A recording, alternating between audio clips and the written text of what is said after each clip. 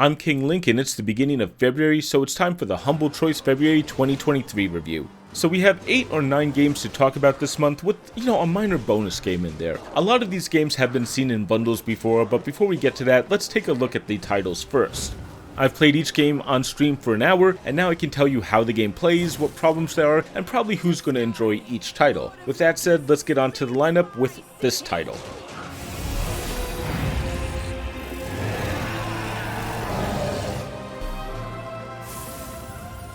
Pathfinder: Wrath of the Righteous, a massive RPG and story. Pathfinder is back again on Humble Choice, and just like Pathfinder Kingmaker before it, this is another really meaty adventure. Already in the first hour we have a huge demon horde attacking the town that we're recuperating in, finding a heavenly blade, and a woman who turns into a giant dragon as you are seen on the screen. This just feels like a large, epic world, and I love this. You feel like you're playing a tabletop campaign instead of a video game, and the fact that most of the main story is voice acted adds quite a bit to that feeling. On the other hand, this is real role-playing, which means a lot of dialogue, and that's not going to appeal to everyone. The combat so far is pretty easy, but maybe I'm in a very long tutorial. I think I am. I did see some morality here, but it's really obvious when you're making an alignment choice. It just tells you on the screen, though it does look like it supports both evil and chaotic characters, as well as the typical lawful good. Also, there are a lot of menus and inventories, but again, that's kind of the point of a CRPG. Pick this up if you like anything from D&D, Baldur's Gate, Neverwinter Nights, or tabletop RPGs, or of course Pathfinder itself. This is still a CRPG, but this is also really fun, deep, and massive. HowLongToBeat.com says the main story is about 50 hours, a full playthrough is closer to 130 hours, so this is not going to be a quick game. Now, each of these boys came in asking after Crane. I'm thinking we can make that work for us. Fallout 76. This really just makes me want to play a different Fallout.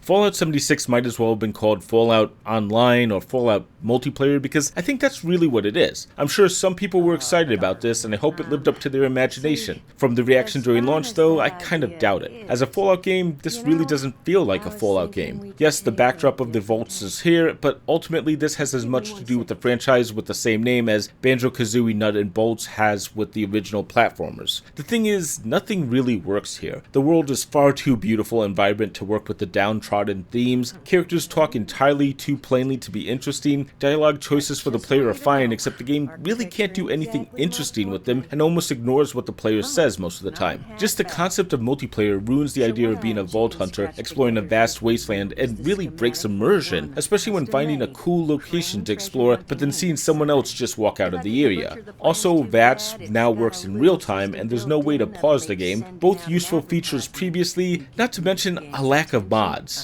I wouldn't pick this up. It is in the choice, so give it a shot, especially if someone wants to play with you, but if you're like me, you'll feel a nagging desire to go play Fallout 3, New Vegas, 4, and even the originals instead of this. It's been 5 years since release, and in a completely controlled single-character location, there are somehow animation issues as you're seeing. What are we even doing here? And no mod support to go fix Bethesda's bugs. And that's before we talk about expansions, cash shops, and the entire buggy launch. The game as it is today still isn't as good as the previous title. You also get Fallout 1, which is a great game, but you can often pick that up for $3, and honestly I would say that is better than this, or maybe most of Bethesda's offerings in the Fallout universe. Lyria, the city. Ever been to the castle there? Nay, milady. And never ventured from his home, truth be told. Thronebreaker, The Witcher Tales, a full story-based Gwent game. So after Witcher 3 supposedly had this big, large RPG going on outside of the Gwent card game, and Gwent had a standalone multiplayer game, Thronebreaker comes around to make a full RPG experience completely based on Gwent, and it works. You play as Meve, a queen of Lyria and Rivia, yes, that Rivia, and will battle your way through the land with your group of soldiers. Of course, each soldier is actually a card, and each battle is a game of Gwent. There's quite a bit here beyond just another game of Gwent. There's also puzzle battles and a larger story. The writing here feels solid, at least if you're a fan of the Witcher games, and Meve is quite a badass. She's not here to play nice and even starts to threaten people with torture. But this is also the problem, because at the end of the day, the core elements in this game are just Gwent, and the writing, while good, isn't going to be far away from what's already been done in Witcher 3. None of that's necessarily a bad thing, but if you want more than the card game, it's not this. Pick this up if you spent entirely too much time playing Gwent in Witcher 3 already. You know, you did, everyone did. Honestly, this is a nice change though, and while it's going to be a bit different, it also adds a lot of new cards, abilities, and changes to the formula to give players an interesting single player experience. I'm not sure why it took me so long to pick this up, but I'm really glad I did.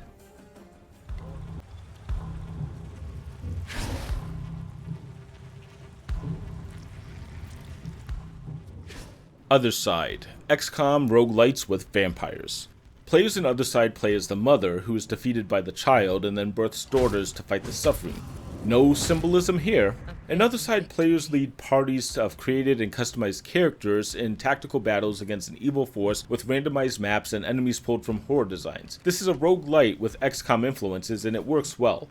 The one big issue I have with this game is, outside of the red, gray, and black that you're seeing, this game really lacks real color. Some people will love this, but after an hour, I wanted some more colors, some more definition in the art design, something like that. There's a strange system where the players need to sacrifice characters to get health back for other characters, and with the need to fail multiple runs to build up resources to unlock parts of the game, some players might not love the slower pace. Pick this up if you like XCOM or tactical games. Now I keep mentioning that because that's really what this game is at its core. The combat is more melee based, but ultimately you'll be taking your daughters into combat multiple times to put down enemies and stand strong against nebulous forces.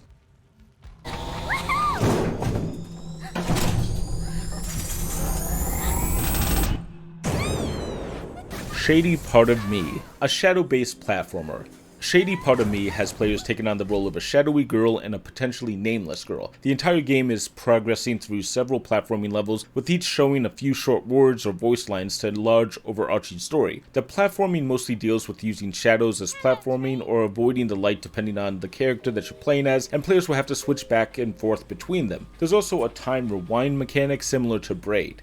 This seems like an easy game to like, but I found myself getting a bit tired while playing it. Nothing really interesting happened, and while there's a mystery about the story, after a full hour, nothing had really been explained yet. A few of the levels have clever concepts to them, but you're mostly just walking or jumping through rather common type levels, and while the interactions between these two characters can be good, they're often mundane.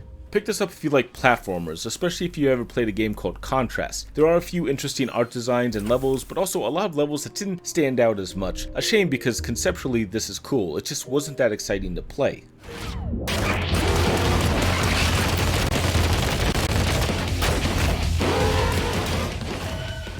Scourgebringer, a roguelite with a little Celeste in it.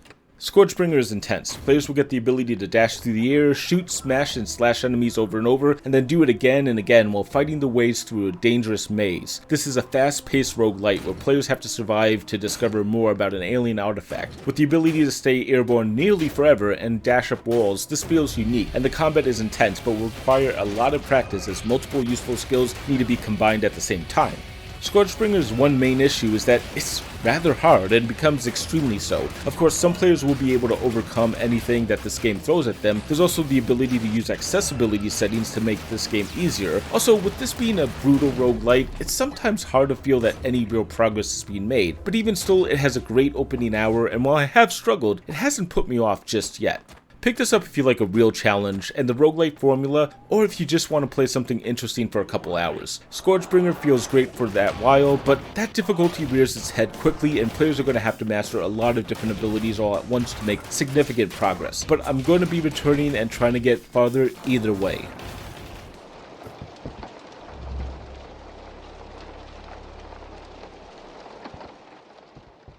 Fobia St. Dinfna Hotel, a PS2 era horror game, right down to the graphics. Honestly, they have not said the name of this game in games, so I don't even know if I'm even close. Fobia isn't your typical horror game. It doesn't really seem like it's trying to jump out and scare you, at least not in what I saw, and I'll be honest, I probably didn't see as much as I should have. I got stuck like 3 times in this game in that first hour, needed to use a guide twice because I couldn't make progress, and in all 3 situations, I just didn't notice something that probably should have been obvious or at least had a clue after a few minutes. Make sure you look low to the ground, I'm just gonna say that.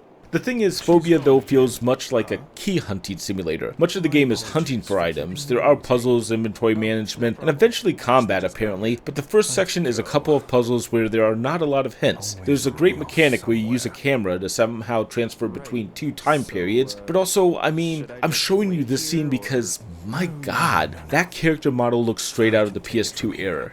Pick this up if you're a diehard Silent Hill or early Resident Evil fan and want to pretend this game came out back then. It came out last year, but man, it really feels dated. Honestly, the graphics and gameplay here are what really make me not enjoy this game, and it's not really that scary or horrific yet. There are so many key hunts, it feels like it's a really bad version of an escape room game, but instead of a short experience in one location, that's only the first section of it. Okay. I'm very impressed. How do you know? I think I don't know, probably just a good ear for these kind of things. Yeah, come on. I know. 5 dates. An FMV during the lockdowns. Did we mention the lockdowns? We're going to mention the lockdowns. 5 Dates is a full-motion video game where players have to navigate online dating with the choices between 5 different and unique women. Players are limited to choosing 3 of the 5 women at the beginning of the game, and then have to choose between them as the game progresses. Throughout the dates, players will choose from a few responses on how the main character should speak or react. I don't really blame 5 Dates for its story. It was released late in 2020, likely filmed during the lockdowns, which honestly would be pretty interesting on its own, and makes multiple references to them. But that already heavily dates the game. In addition, the main character that the player is supposed to have some control over does some dumb things. Sometimes you have the choice between 2 equally reasonable options, but after 30 seconds to a minute of dialogue, he'll just do something dumb, and there's really no control over that. Finally, there's not a lot of interactivity, so it's mostly watching a movie. Pick this up if you want something novel and different. This only lasts about 2 hours, however the footage, especially the editing of it, is extremely solid, the acting is relatively good for what it's trying to do, and it's at least an interesting and unique idea. However, this normally goes for like $13, and I'm not sure I'd recommend anyone pick it up outside of the bundle. And that's Humble Choice's selection for February 2023. Since there's no new Humble collection, I don't really have anything to talk about there, but I will mention A Hat in Time, a truly great 3D platformer, and The Wild at Heart will be leaving the service on March 15th.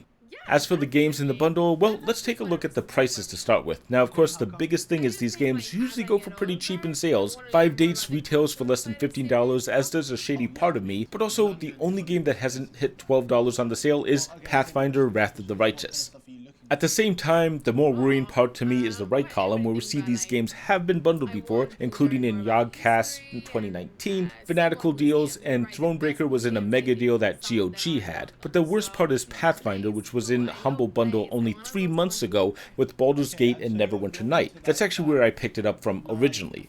It'd be so much better to get fresher titles, but I do realize that Humble is trying to make the best deals that they can, and they can only do so much. It's still up to the consumer to decide if it's worth it.